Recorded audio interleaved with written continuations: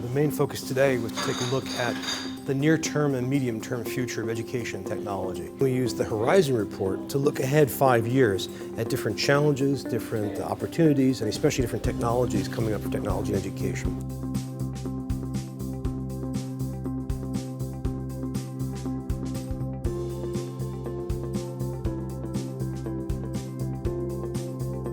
So for short term, they found that what we should anticipate is a growing focus on measuring learning.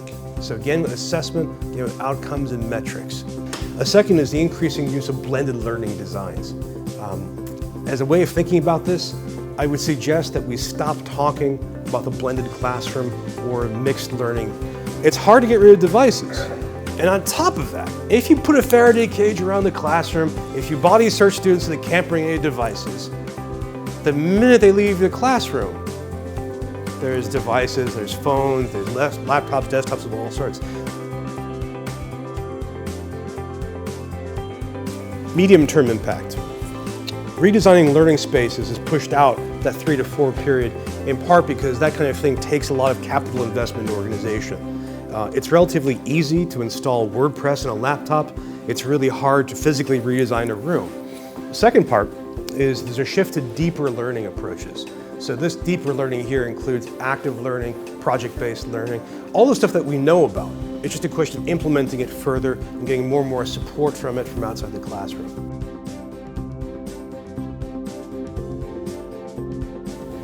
Moving a little further forward, advancing cultures of innovation. It's kind of what it says.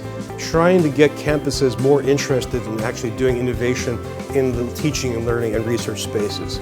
So we're obviously doing that now, but it's very hard to do, in part because that kind of innovation you have to structure for the adjuncts and for faculty members who are tenured. It's hard to incentivize them to do that, to do much of that.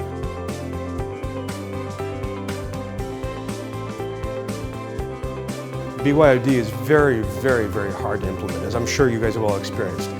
But we keep migrating in that direction. We keep making more devices. The second is learning analytics and adaptive learning.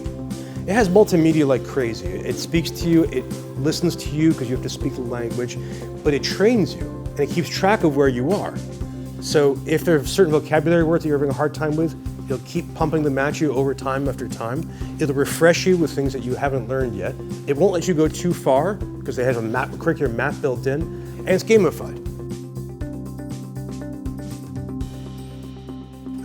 So virtual reality, of course, is the creation of a beautiful virtual world. Now we tend to combine that with 3D so that you can slap a visor on, look around the world and see things.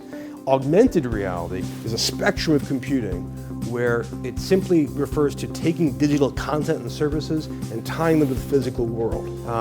Makerspaces are getting federal support. The White House had a maker fair, which still blows me away.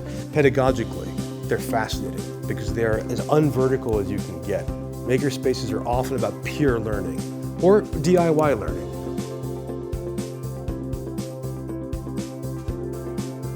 If you can monitor pupil dilation, blush reactions in the skin, you can start building up a map of a person's emotional state. At some point, we'll get to a point where we'll have an algorithm with little hardware that is good enough to check your emotional state as good as an average person does.